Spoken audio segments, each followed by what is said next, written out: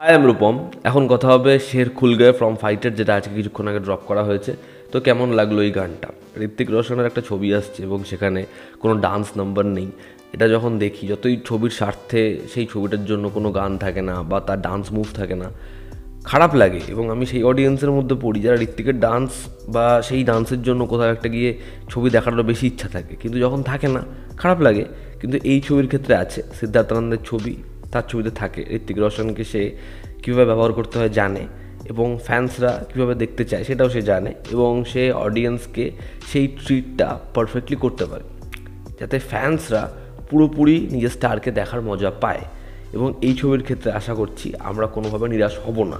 এবার যদি পার্টিকুলার এই গানটার কথা বলি, তো গানটা আমার ঠিকঠাক থেকে বেশ ভালোই লেগেছে। তবে এই গানটার আসল যেটা মজা সেটা হচ্ছে ঋত্বিক, তার স্টেপ, ঋত্বিক দীপিকা দুজনের কেমিস্ট্রি এবং ঋত্বিক রোশনের খুব ইজিয়েস্ট স্টেপ। আসলে হয়তো স্টেপটা এত ইজি না, কিন্তু যেহেতু ঋত্বিক এত ক্যাজুয়ালি সেটা প্লে করছে, এত ক্যাজুয়ালি সেটা মুভ করছে, আমাদের মনে হচ্ছে খুব ইজি। যাই হোক, সেটা খুবই দারুণ স্টেপটা, এবং সেটা অনেকটা ব্যাং ব্যাঙের মতো লাগে। আর ঋত্বিককে ব্যাপক লাগে, ঋত্বিক আর দীপিকা পাডুকোন, আমি জানি না কেন এই দুজনকে আমরা এতদিন দেখিনি। দুজনের কেমিস্ট্রি দারুণ, দুজনকে দারুণ লাগছে একসাথে। এত গর্জাস লাগছে দীপিকাকে, আর সেরকম স্টানিং ঋত্বিক রোশন, পুরো ব্ল্যাকে ঋত্বিক রোশন জাস্ট ব্যাপক। এবং দীপিকা পাডুকোন, তাকে দেখতেও দারুণ লাগছে। এবং অনিল কাপুর ভাই, এই গানটায় আরও মজাটা বাড়িয়ে দেয়। অনিল কাপুরকে ভালো লাগছে এবং তাকে তো আরও ইয়াং লাগছে, তো এই গানটায় সেই মজাটা একটু বাড়িয়ে দেয় এবং প্রত্যেককে খুব ভালো লাগছে। ডান্সের কোরিওগ্রাফি খুবই ভালো হয়েছে, এবং ঋত্বিক এরকমভাবে বললে আমি পারফর্ম করছে, সেটা ভীষণ ভীষণ ইজি মনে হচ্ছে। ঋত্বিকের জন্য আরও কঠিন স্টেপ দরকার, তাই না?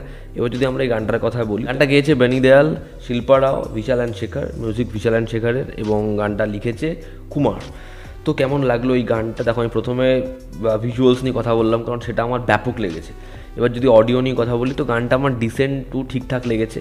এবার এর আগে সিদ্ধার্থ আনন্দের আর ঋত্বিকের প্রিভিয়াস ছবি যদি আমি কথা বলি ওয়ারের, তো ওয়ারের ঘুঙরু বা হচ্ছে জয় জয় শিবশঙ্কর, সেই গানগুলো এমনই না, যখনই বাজে আমরা সেগুলো স্কিপ করতে পারি না, বা কোথাও একটা গিয়ে আমার মনে হবে যে ওই গানটা যখন আমি পার্টি মুডে আছি ওই গানটা চালিয়ে শুনি, কারণ ওই গানটার ভাইবসই সেরকম। এবার এই গানগুলোর সাথে আমি কম্পেয়ার করছি না, কারণ সব গানের সাথে সব গানের কম্পেয়ার করা উচিত না, কিন্তু আমি যদি বলি, তো আমি এই গানটা হয়তো পরবর্তী সময় সেরকমভাবে খুঁজবো না। যদিও পরবর্তী সময় এমন হতে পারে যে গানটা শুনতে শুনতে ভালো লাগছে, এমন হতেই পারে। তবে আমার এই গানটা হেভি লাগেনি, গানটা আমার ডিসেন্ট লেগেছে। হ্যাঁ, গানটার মিউজিক, গানটার মধ্যে ভাইবস ছিল, তবে লিরিক্স গানটার এমন, বা গানটা মিডওয়ে থেকে এমন হয়ে যায় যে গানটা আমার হেভি লাগে না। ওই শের খুল গায়ে ওইটুকু পোর্শনই আমার ভালো লাগে, তারপরে যে জায়গাটা ও পুরোপুরি শায়রির মতো করে বলে যায় সেগুলো আমার খুব আহামরি লাগে না। তো গানটা আমার ডিসেন্ট লেগেছে, তবে এটা ভিজুয়ালি বেশি ভালো, ভিজুয়াল এটা বেশি অডিয়েন্সকে ইমপ্রেস করবে। এবং বেনি দেয়াল অনেকদিন পর গাইলো। বেনি দেয়াল এই যে পার্টি সং, এই যে এরকম ধরনের গান, সেটার জন্য বেনি দেয়াল একদম পারফেক্ট।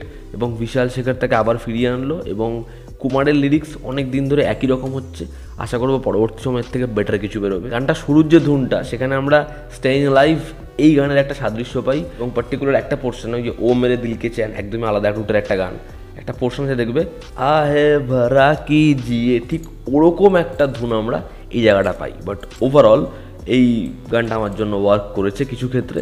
তবে এর dance move, visuals, Hrithik Roshan, Deepika Padukone, Anil Kapoor just ফাটাফাটি। দেখার কেমন হয় এই ছবির পরবর্তী গানগুলো। তো এই ছিল আমার রিয়াকশন। তোমরা যারা এই গানটা দেখেছো তোমাদের কেমন লেগেছে জানিও, জনতা আমাদের পাশে আছে। Love you all, step by, take care, আবার দেখা হচ্ছে।